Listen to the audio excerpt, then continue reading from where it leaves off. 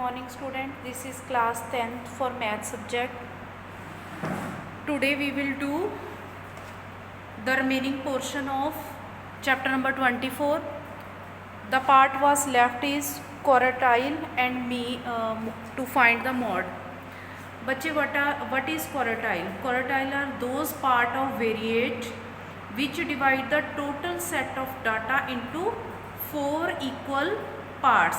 जैसे हमें कोई भी डाटा गिवन है, ठीक है, तो जो वैल्यूज़ पूरे डाटा को 4 पार्ट्स में डिवाइड करती है. Suppose here is this one is data.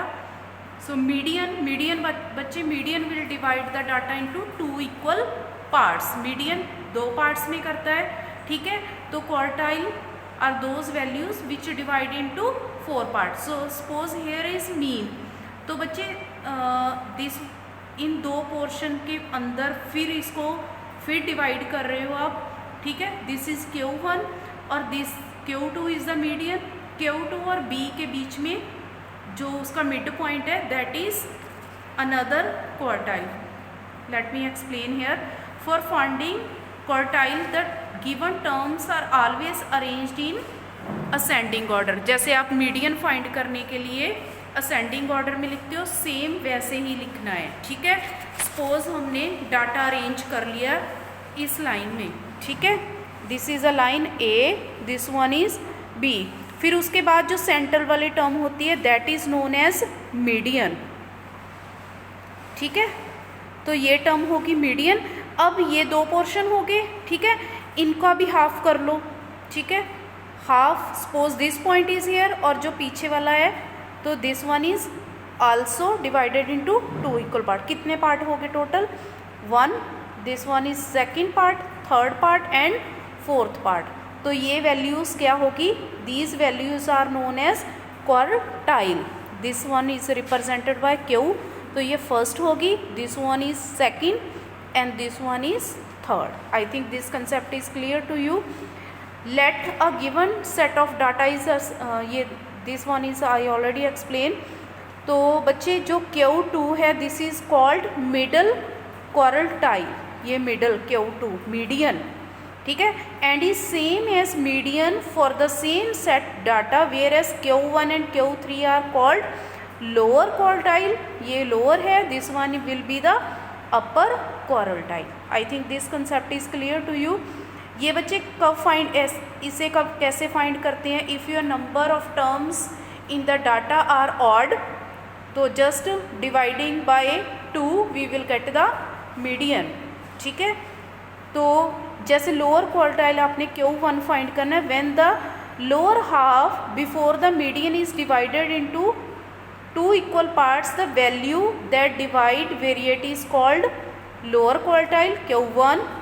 सो बच्चे ये कैसे फाइंड करना है? n/2 n/4 टर्म और n+1 upon 4th term depending whether n is even and odd. ये भी उसी तरह डिपेंड करेगी. जैसे मीडियन में हम 2 से डिवाइड करते थे, here we will divide by 4 because we want 4 equal parts.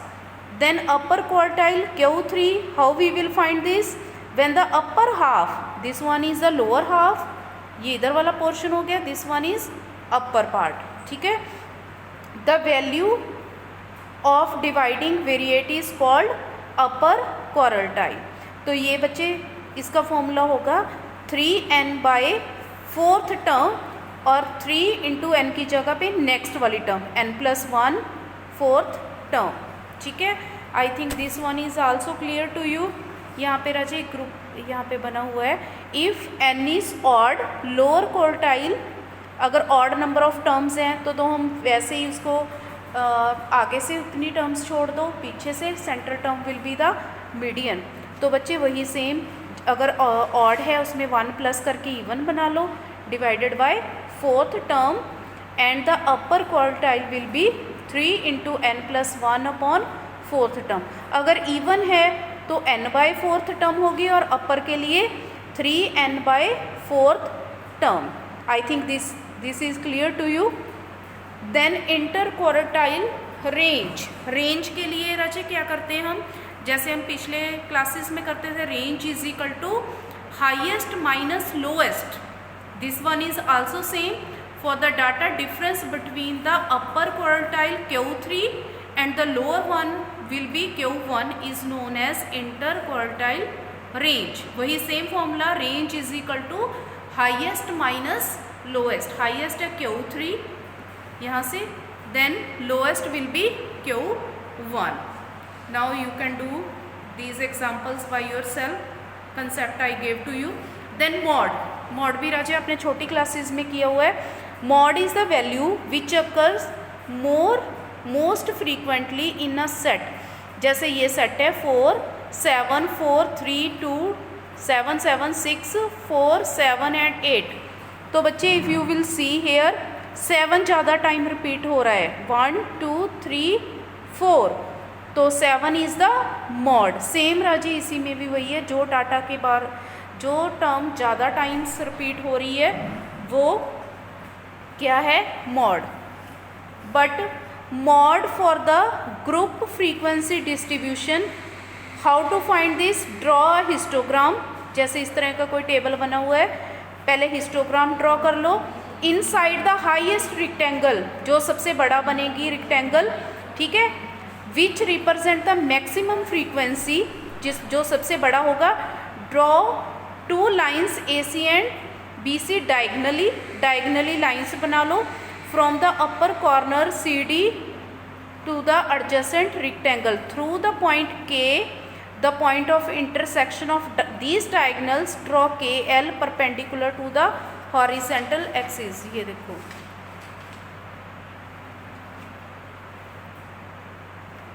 सबसे पहले हमने ये ड्रॉ कर लिया, ठीक है, हिस्टोग्राम. तो बच्चे this one is the biggest rectangle, जो सबसे बड़ी है. इसमें रेक्टेंगल में इस कॉर्नर से जो नीचे जो अगला आपका है उसके साथ ड्रॉ कर दो, इसके लोअर को इसके अपर के साथ. This one is the point K जहाँ पे ये होती है, ठीक है. द वैल्यू ऑफ L, फिर इसे नीचे ड्रॉ कर लो, ठीक है, on x axis. The value of point L on the horizontal x represent the value of mode, जहाँ पे ये डायगोनल बनेगा, ठीक है. This point L will be the mode of the given data. I think this concept is clear to you. This type of question will also come in your board examination. ये उसमें आते ही आते हैं राजे पक्की. So all the best for you. Thank you and have a nice.